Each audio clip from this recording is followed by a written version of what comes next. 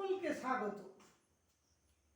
মনের কথা এই সময় ভারতীয় বা ভারত কথা।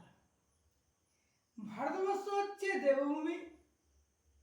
এই ভারতীয় অবতীর্ণ হয়েছেন কত অবতার ও মহাপুরুষরা। তারা বটবৃক্ষের মতো আশ্রয় দিয়েছেন অসংখ্য মানুষকে।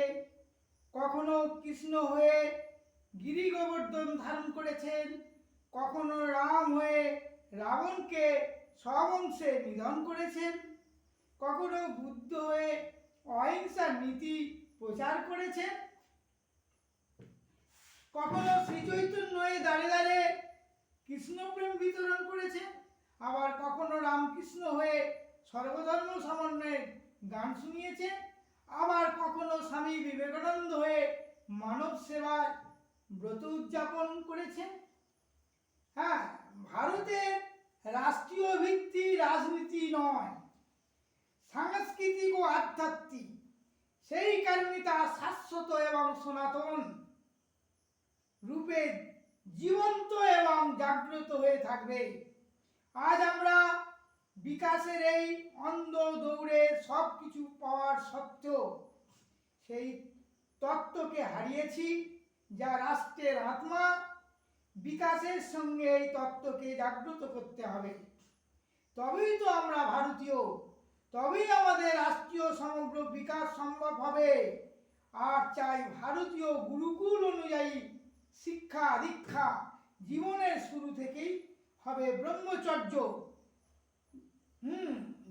গারস্থ ও বানপ্রস্থ সন্ন্যাসের শিক্ষা দেওয়া, যেখানে জীবনের প্রথম থেকে মানুষ জানবে সে অমৃতের সন্তান, সে অজয় অমর অক্ষয় শাশ্বত চিরসত্য, সে শুদ্ধ বুদ্ধ মুক্ত নির্বিকার অবিনাশী চিদানন্দ রূপম শিবম শিবহম। সেখানে কিভাবে ধর্মকে সাথে নিয়ে সংসার করতে হয়, ধর্মকে সাথে নিয়ে সন্ন্যাস জীবন যাপন করতে হয়, ধর্মকে পরমানন্দময় করতে হয়, সেই জানবে, তবেই তো সে ভারতীয়। আজকের শিক্ষা ব্যবস্থা যে মানুষ তৈরি হচ্ছে, সেখানে একজন চিকিৎসক বা ডাক্তার হচ্ছে ডাকাত, একজন ব্যবসায়ী তার স্বামী স্ত্রী ছেলে মেয়েদের জীবন নিয়ে ব্যবসা করছে, রাষ্ট্রনেতা প্রশাসন সরকারি কর্মচারীরা সর্বস্তরে ঘুষখোর বা দুর্নীতিগ্রস্ত। রাজনীতি ধর্মনীতি সমাজনীতি বিজ্ঞান দর্শন সাহিত্য প্রায় সবই আজ অমানবিকতার দেশ ও সমাজ ভরে গেছে। মানুষের মানসিক ব্যবস্থা ভাবনার জগতে দূষণ গ্রাস করেছে। মানুষের চরিত্রের পবিত্রতা হারিয়ে যাচ্ছে। স্বামী স্ত্রীর মধ্যে কোনো মিল নেই, সম্পর্ক ছিন্ন ভিন্ন হয়ে যাচ্ছে।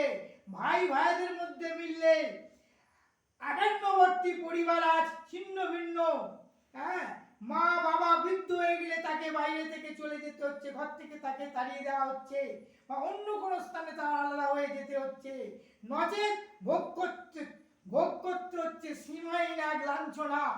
এই হচ্ছে আমাদের শিক্ষা। আমরা কি ভারতীয়? ভারতীয়তে জানতে হবে, চারটে ধর্ম, চারটে বর্ণ, চারটে আমাদের আশ্রমের অন্তর্গত হতে হবে বয়স অনুপাতে। এর আগে আমি অনেক আলোচনা করেছি, আগামী দিনে আলোচনা করব। আজ এই পর্যন্ত। জয় ভারত, সনাতন ধর্মের জয়, জয় সত্যমেব জয়, সত্য জ্ঞানে জয় ভারত, জয় ভারত মাতা, জয় সনাতন ধর্ম, হিন্দু ধর্ম কি জয় হোক, সত্যমেব জয়।